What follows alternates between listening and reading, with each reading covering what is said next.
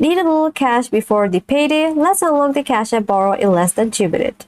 Hello everyone, welcome back to our channel. Today we are talking about somewhat of new features on Cash App that's called Cash App Borrow. If you got the app installed, follow along as we break it all down for you step by step. We are starting at the main screen of Cash App. Now tap at the bottom left icon that could be a dollar sign or a bank icon. Now here you will see an option that says borrow up to $200. Let's go ahead and tap that. Now that feature lets you borrow a small amount before the payday. You can instantly unlock it once you receive a direct deposit. No fee if you receive over $300 every month.